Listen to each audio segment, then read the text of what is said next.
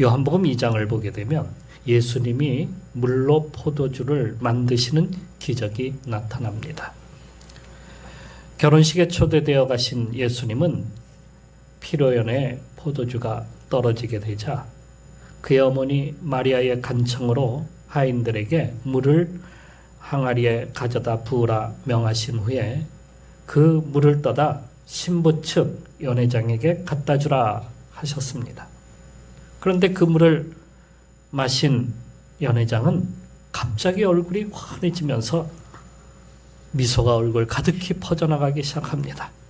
이 포도주가 어디서 났단 말이냐 하며 신랑을 갖다가 칭찬하였습니다. 물과 포도주는 성질이 다릅니다. 다른 성질이에요. 물은 오래 두면 마실 수 없게 됩니다. 하지만 포도주는 오래 둘수록 향과 맛이 달라져요. 이렇게 분명히 다른 성질을 가진 물이 포도주가 어떻게 될 수 있단 말입니까? 이것은 과학으로 설명될 수 있을까요? 가짜이겠지라고 생각하는 분도 있을 겁니다.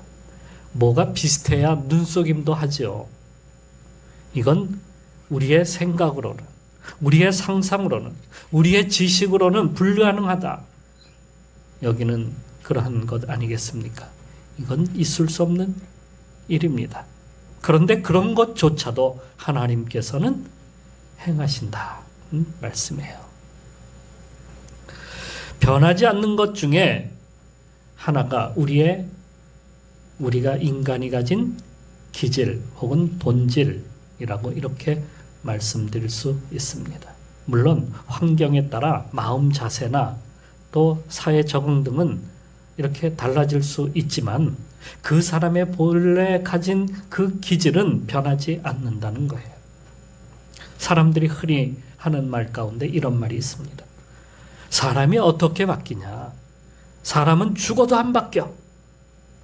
만일 바뀐다면 그 사람은 죽을 때가 다 된 거야. 이런 말을 한다는 거예요. 그러니까 우리는 나이가 들수록 이상하게 더 단단해지고 막 다져져 가지고요. 바뀔 기미가 조금도 보이지 않는다는 거예요. 이대로 살지 뭐. 나는 그런 사람이야 하고 그냥 자포자기하고 마는 거죠.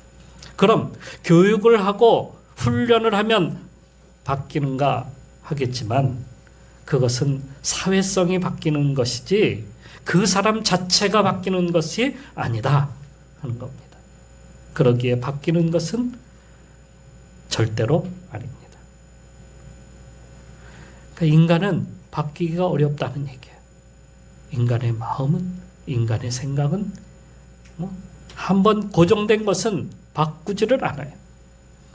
한번 바람난 사람 살려달라고 용서해 줬더니 거기서 끝났을까요? 또 낮으면 또 가서 바람 핀다는 거예요. 이게 안 변해요. 도박한 사람 불쌍해서 도박비 다 갚아주고 끝났더니 그 다음에는 안 할 줄 알았더니 안 하겠다고 싹싹 빌고 눈물 흘리고 각서 쓰고 그래도 또 가서 도박한다는 거예요. 나중에는 집문서까지 다 날려버려요. 그 정도로 돼버린다. 만일 인간이 변할 것이라고 한다면 누구나 노력해서 다 착한 사람이 될 것입니다. 그리고 구원에 다 이르게 될 겁니다. 그것은 믿지 않는 사람이면 누구나 다 그렇게 바라고 있는 바일 겁니다. 하나님 없이도 자기의 노력으로 천국에 갈 수 있다. 얼마나 좋은 매력입니까?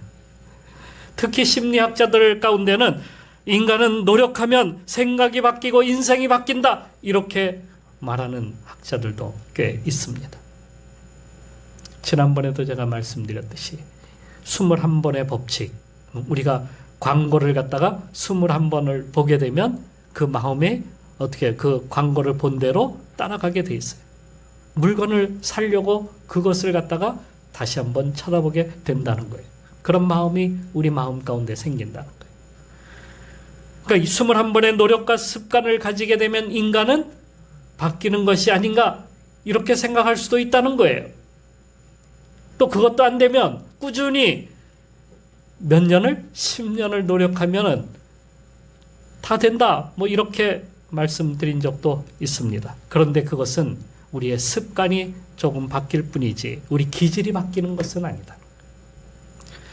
교육심리학자 하워드 가드너는 여러 분야에서 걸출한 업적을 남긴 7명의 거장들을 갖다가 연구한 결과 다음과 같은 결론을 내렸다고 해요. 어느 분야의 전문 지식에 정통하려면 최소한 10년 정도는 꾸준히 노력을 해야 된다. 창조적인 도약을 이루려면 자기 분야에서 통용하는 지식에 통달해야 된다. 이렇게 말을 했습니다. 하지만 그것은 인간이 자신을 세상에서 드러내고 싶어하는, 자신을 나타내고 싶어하는 통합적 능력이다 하는 것. 거기에 지나지 않는다. 어떤 사람은 그러면 요가를 하고 뭐 정신 수양을 하고 또 명상을 하고 하면은 인생이 변하는 것 아니냐라고 이렇게 말을 하는 사람도 있습니다. 하지만 자기가 누구인지는 알게는 할 수 있습니다만은 인생, 자기의 사람을 갖다가 완전히 변화시키지는 못한다 하는 겁니다. 왜요? 인간은 본래부터, 인간은 처음, 그러니까 아담과 하와 이후부터 인간은 어떤 존재예요? 타락한 존재. 마음조차도 타락했어요. 너희 마음에 있는 것이 밖으로 나온다고 주님은 그렇게 말씀을 하셨어요. 인간의 본질, 기질은 무엇이냐면 죄인입니다. 죄인. 예수님은 너희는 너희 아비 마귀에게서 났으니 너희 아비의 욕심대로 너희도 행하고자 하느니라. 그는 처음부터 살인하는 자요. 진리가 그 속에 없으므로 진리에 서지 못하고 거짓을 말할 때마다 제 것으로 말하나니 이는 그가 거짓말장이요 거짓의 아비가 되었음이니라. 예수님도 이렇게 말씀을 하셨어요. 죄인이 의인이 될 수 있을까요? 의인처럼 행동할 뿐이지 본질이 우리는 죄인이다. 그건 변하지 않는 사실이에요. 그 본문에서도 분명하게 이렇게 말을 합니다. 자기 육체를 위하여 심는 자는 육체로부터 썩어질 것을 거두고 성령을 위하여 심는 자는 성령으로부터 영생을 거두리라. 사과나무를 심었는데 거기에서 배가 열리는 거 봤어요? 배가 나올 리가 없어요. 감을 심었는데 거기서 귤이 나오는 거 봤습니까? 그럴 리가 없죠. 어떻게 물이 포도주가 된단 말입니까? 또 성경은 이렇게 얘기합니다. 또 더러운 귀신이 사람에게서 나갔을 때에 물 없는 곳으로 다니며 쉬기를 구하되 쉴 곳을 얻지 못하고 이에 이르되 내가 나온 내 집으로 돌아가리라 하고 와보니 그 집이 비고 청소되고 수리되었거늘 이에 가서 저보다 더 악한 귀신 7을 데리고 들어와서 거하니 그 사람의 나중 형편이 전보다 더욱 심하게 되느니라. 이 악한 세대가 또한 이렇게 되리라. 어떻게 된다고요? 이렇게 된다는 거예요. 어떻게? 우리에게는요, 관성의 법칙이라는 것들이 그러한 것, 관성의 법칙 같은 것이 우리 속에 있어서요. 내가 마음을 고쳐먹고 새 사람이 되고자 마음을 그렇게 결심을 하고 하는데 이상하게 뭔가 뒤에서 자꾸 잡아당기는 거예요. 예? 자꾸 돌아가게 그렇게 만드는 거예요. 잡아당기는 거예요. 다시 전으로 그래서 우리로 하여금 돌아가게 만들고 하는 거예요. 마귀 사탄은 보이지 않게 우리가 하나님께 가지 못하도록 막고 마음을 고쳐먹어도 그것을 행하지 못하도록 인간의 무의식 속에서 강력한 힘을 갖다가 발휘한다는 겁니다. 사탄은 우리에게 환경에 영향을 주고 또 습관에 영향을 주고 말이나 행동에 영향을 주어서 부정적인 어둠의 사람이 되도록 그렇게 만들어서 인생을 완전히 그렇게 나는 그런 사람이야 하고 살도록 만든다는 것이죠.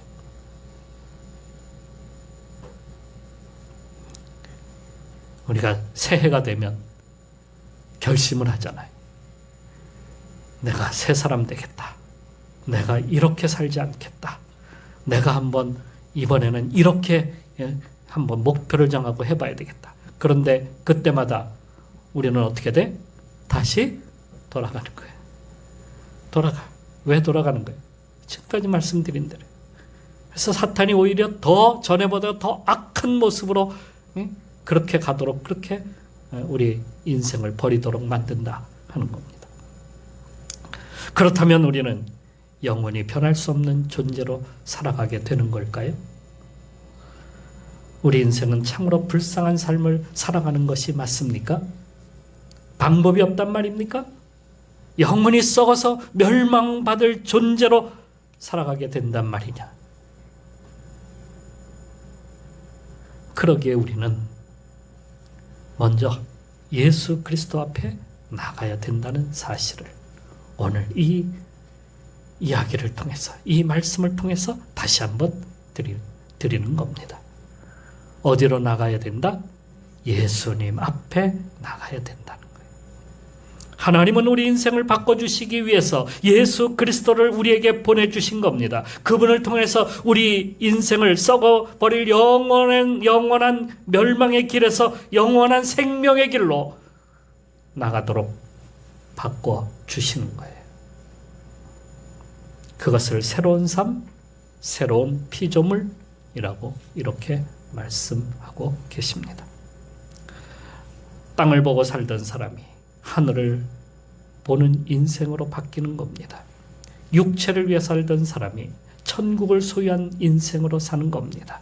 사탄의 자식으로 살던 사람이 하나님의 자녀로 살게 되는 겁니다. 물질의 풍요로움이 전부인 것처럼 그렇게 알고 살던 사람이 영혼의 풍요로움까지 누리며 사는 사람이 되는 겁니다. 예수 그리스도를 만나면 삶이 바뀝니다. 본질이 바뀌는 거예요, 여러분. 아셔야 돼요, 이거를. 우리의 본질이 바뀌는 거예요. 예수님은 마귀 사탄을 없애기 위해서 이 세상에 오셨습니다. 그러니까 우리가 전에는 마귀의 자녀였지만은 지금은 본질이 바뀌어서 이제는 우리는 하나님의 자녀라는 거예요. 우리는 전에는 죄인으로 살았는데 지금은 예수 그리스도를 통하여 이제는 우리가 의인이 된 거예요. 칭의라고 이렇게 부릅니다. 내가 의롭게 되는 것이 아니라 하나님께서 의롭게 만들어 주시는 그런 거예요. 예수님께서 귀신을 쫓아내시고 사탄의 권세를 깨트려 놓으셨습니다. 우리가 예수님을 영접하면 그분을 나의 구주로 모시는 그 순간에 우리는 사탄이 주관하지 아니하고 성령께서 우리를 주관하고 계신다는 사실입니다. 영접하는 자, 곧 그 이름을 믿는 자에게는 하나님의 자녀가 되는 권세를 주셨으니 이는 사람으로나 혈통으로 나지 아니하고 오직 하나님께로부터 난 자들이니라. 요한복음 1장 13절 14절 말씀이죠. 그러기에 예수님을 만나면 인생이 바뀝니다. 그 본질이 그렇게 해서 바뀌는 겁니다. 아예 나무를 갖다가 주님께서 잘라서 좋은 나무에 접붙여 주시는 거예요. 우리 본질이 그렇게 바뀌는 거예요. 우리의 열매는 이제 세상의 육체의 열매가 아니라 성령의 열매를 맺는 겁니다. 오직 성령의 열매는 사랑과 희락과 화평과 오래 참음과 자비와 양성과 충성과 온유와 절제니 이 같은 것을 금지할 법이 없느니라. 우리는 성령의 열매를 맺는, 이제는 썩음의 열매가 아니라, 이제는 멸망의 열매가 아니라, 이제는 육체의 열매가 아니라 무슨 열매? 성령의 열매를 맺는 사람이 되었다는 사실. 그러니까 다른 거예요. 완전히 다른 거예요. 우리의 본질이 바뀌었다. 믿습니까? 그러므로 주님 앞에 나가야 합니다. 삭개오가 예수님을 갖다가 보기 위해서 돌 무화과나무 위에 올라가 앉아 있었습니다. 예수님이 여리고로 지나가시다가 이렇게 나무 위에 걸터 앉아 있는 삭개오를 발견하시고 말씀하셨습니다. 삭개오야, 속히 내려오라. 오늘 내가 내 집에 유하여야 하겠다. 그렇게 해서 주님 앞에 서게 되는 거예요. 삭개오가 그런 마음이 없었다면 어떻게 주님 앞에 설 수 있습니까? 내가 주님 앞에 서야 되겠다 하는 그러한 마음으로 그 앞에 나갔기 때문이라는 사실이에요. 그래야 우리 인생이 바뀌는 거예요. 여러분, 나는 주님 앞에 서야지 내 인생이 바뀌는 거야. 나는 주님을 만나야 인생이 바뀌는 거야. 이 마음을 우리가 가져야 된다는 거예요. 이게 바로 가난하게 되는 마음이에요. 가난하게 되는 마음. 나는 내 인생 내가 알아서 다 하는데 누가 뭐라는 거야? 나는 부모 없이도 살아.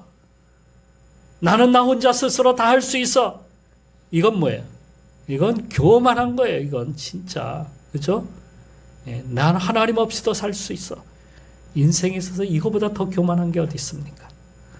나는 하나님 없이는 살 수 없어. 나는 예수님이 필요해. 그래서 내가 그분 앞으로 나가야지만이 우리 인생이 바뀌는 거예요. 그렇게 되기를 축원합니다. 그래야 물이 변하여 포도주 되는 인생이 되는 겁니다. 다음으로 우리가 간절히 무엇을 해야 되냐면 주님 앞에 간구해야 된다는 사실이에요. 구하는 것은 선택해야 되는 거예요. 무엇을 선택하느냐. 나는 당신을 선택합니다. 나는 당신을 나의 주인으로 모십니다. 나의 것을 포기합니다. 이게 기도입니다. 여러분, 기도는 나를 포기하는 거예요. 그리고 누구를 선택하는 거예요? 주님을 선택하는 거예요. 나는 당신을 선택합니다. 나의 주인으로 모십니다. 두 주인이 있을 수 없습니다. 지금까지 내가 주인된 삶을 살았어요. 거기에 주님을 갖다가 주인으로 모실 수 있겠습니까? 내가 주인인데 하나님을 우리가 모시려면 나를 내려놔요. 둘 중에 뭘 하나를 내려놔야 얻는 거 아니에요. 그죠? 둘 다 얻을 수가 없는 거예요. 하나를 포기해야 얻는 거라는 거예요. 내가 계속 주인으로 살든지 아니면 주님을 주인으로 모시든지 둘 중에 하나를 선택해야 돼요. 어떻게 해야 되겠습니까? 어떻게 해야지 우리가 살 수 있는 거예요? 그 길을 선택하라는 말씀이에요. 지금 주님께 구하겠습니다. 주님을 나의 주인으로 모시겠습니다. 이걸 분명하게 선택을 하고 나가야 된다는 거예요. 그래야 주님이 거기에 함께 하시고 임하여 주신다는 사실이에요. 야곱이 야복강가로 내려가게 된 것은 그의 형 에서가 군사 400을 이끌고 야곱을 맞으러 하러 온다는 소식을 들었기 때문입니다.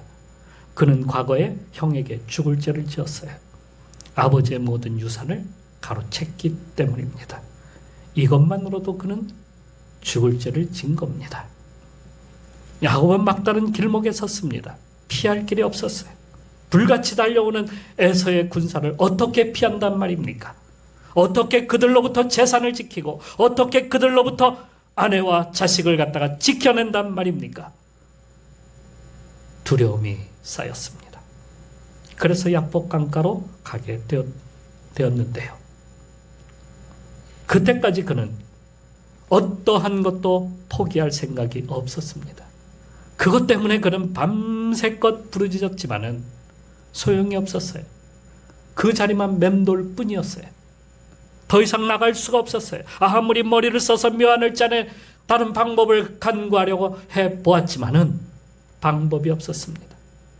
그의 기도는 거기에 머물러만 겁니다. 그러나 하나님께서 그가 더 이상 꾀를 쓰지 못하도록 다리 환도뼈를 갖다가 끊어 놓으신 겁니다. 그러자 야곱이 그때서 비로소 하나님을 갖다가 의탁하는 거예요. 더 이상 도망갈 수 없어요. 더 이상 다른 꾀가 없어요. 이제 더 이상 갈 곳이 없어요. 그래서 주님을 붙잡은 겁니다. 주님을 의탁하는 겁니다. 거기서 얻은 이름이 뭐라고요? 이스라엘. 이스라엘이에요. 이스라엘은 사람과 다투지 아니하고 하나님과 다툰다라는 뜻을 가진 겁니다. 이 말은 사람에게 의논하지 아니하고 하나님께 의탁한다는 거예요. 자기 생각대로 하지 아니하고 하나님께 나를 맡긴다는 거예요. 그건 기도하는 사람이 되라라는 뜻이다 하는 겁니다. 기도하는 사람이. 기도는 누구에게 하는 거예요? 하나님께 나를 의탁하는 거예요. 그때 하나님께서 문제를 해결해 주시는 겁니다. 그때 이름이 바뀌는 겁니다. 그곳 이름을 무엇이라고 불렀냐면 분이엘이라고 불렀어요. 분이엘은 뭐예요? 거기서 내가 하나님의 얼굴을 배웠다 하는 뜻이에요. 하나님의 얼굴을 주님과 만났어요. 주님과 만남은 그렇게 이루어지는 겁니다. 내가 주인이 되면 할 수 없습니다. 그게 우리의 가장 큰 문제예요. 그게 벽이에요. 그게 하나님 앞에 나갈 수 없는 그러한 이유예요. 응답받을 수 없는 이유예요. 무엇이? 나라는 그 장벽이. 내가 주인이기 때문에. 주님을 자꾸 내가 종으로 모시려고 하는, 종으로 두려고 하니까 응답될 수가 없는 거예요. 내가 주님의 종이 되는 거야지, 주님이 나의 종이 되면 이건 있을 수 없는 얘기잖아요. 그러니까 기도가 이루어지지 않는 거예요. 이게 우리의 가장 큰 장벽 중에 장벽이에요. 하나님 앞에 나가지 못하는. 그게 나를 변화시키지 못하는 이유예요. 나의 욕심, 나의 고집, 나의 주장, 내가 하고 싶었던 모든 일들, 나의 꿈까지도. 여러분, 내 꿈 이루기 위해서 주님을 이용한다고요? 그러지 마세요. 주님께 맡기세요. 주님이 원하시는 대로 내가 살겠습니다. 이렇게 해야 주님이 나에게 능력 주시고 그것을 통해서 내가 하는 것이지, 내가 다 하려고 해. 내가 꿈을 이루려고 해. 내 꿈을 이루려고 주님을 이용해. 이런 것들이 끝까지 나를 변화시키지 못하는 인생으로 살게 만드는 거예요. 기도하지 않는 사람은 선택을 미루는 사람이에요. 주님이 주인 되시는 것을 갖다가 두려워하는 거예요. 주님이 인도하시는 것이 걱정이 되는 거예요. 내가 내려놓아야 될 것이 그렇게 많습니까? 포기해야 될 것이 그렇게 많은가요? 기도하면 내려놓아야 하니 그게 더 걱정인가요? 기도하면 내가 원하는 대로 안 될까 봐 걱정인가요? 주님이 이렇게 말씀하십니다. 먼저 그의 나라와 그 의를 구하라. 그리하면 이 모든 것을 너희에게 더하시리라. 이 말씀을 믿고 기도하는 성도가 됩시다. 지금 여러분의 운명이 바뀌기를 원하십니까? 저는 거의 서울에서만 살았어요. 성인이 될 때까지.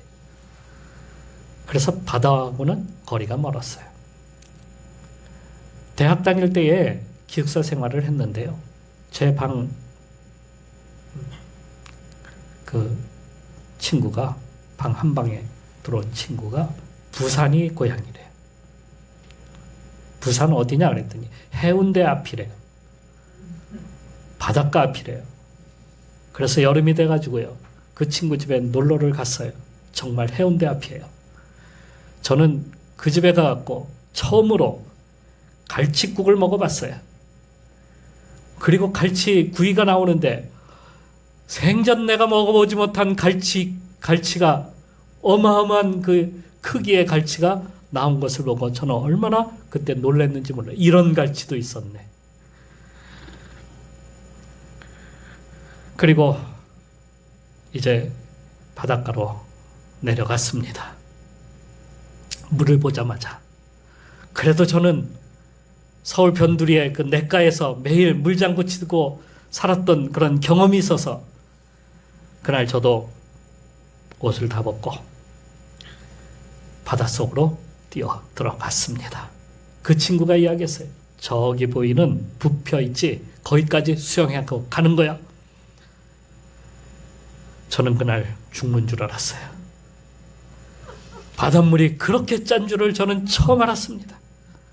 그걸 맛보는 순간 아, 나는 죽는구나.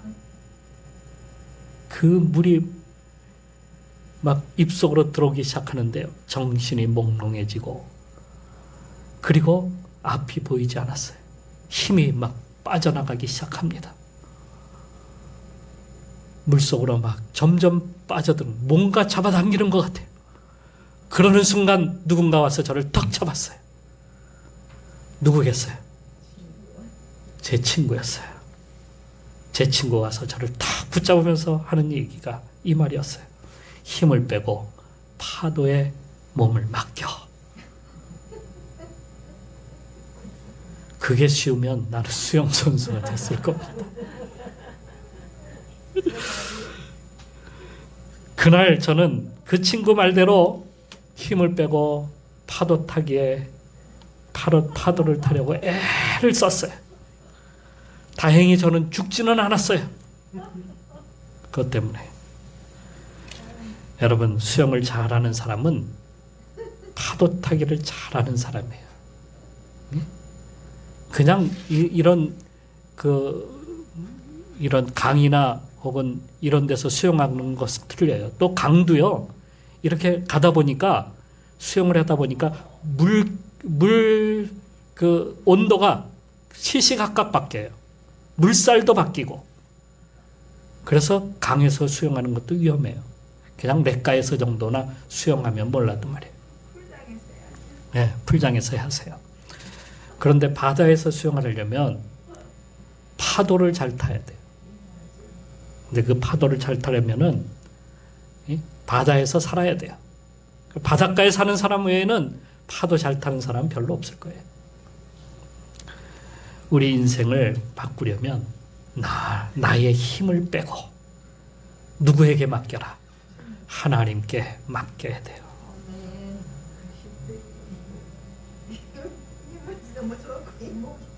그게 쉽지 않아요. 그러나 그렇게 하도록 우리가 어떻게 해요? 날마다 주님 앞에서 기도하면서 나의 인생을 갖다가 내려놓고 주님께 맡기는 기도를 해야 된다는 얘기예요. 그게 여러분 삶을 변화시키는 방법이에요. 그때 주님이 우리를 새롭게 만들어 주시는 거예요. 그러면 쉬워집니다. 주님께서 이렇게 말씀하셨어요. 수고하고 무거운 짐진 자들아 다 내게로 오라. 내가 너희를 쉬게 하리라. 나는 마음이 온유하고 겸손하니 나의 멍에를 메고 내게 배우라. 그리하면 너희 마음이 쉼을 얻으리니 이는 내 멍에는 쉽고 내 짐은 가벼움이라. 내가 애쓰면 애쓸수록 우리는 점점 인생의 파도 속으로 빠져 들어가게 된다는 거예요. 그런데 파도에 몸을 맡기면 쉬워집니다. 주님께 맡기면 쉬워집니다. 정말일까요? 그렇게 될까요? 주님께서 우리에게 이렇게 말씀해 주십니다. 무릇 사람이 할 수 없는 것을 하나님은 하실 수 있느니라. 의심 말고 믿고 맡기고 나가는 성도가 되시기를 축원합니다. 기도하겠습니다.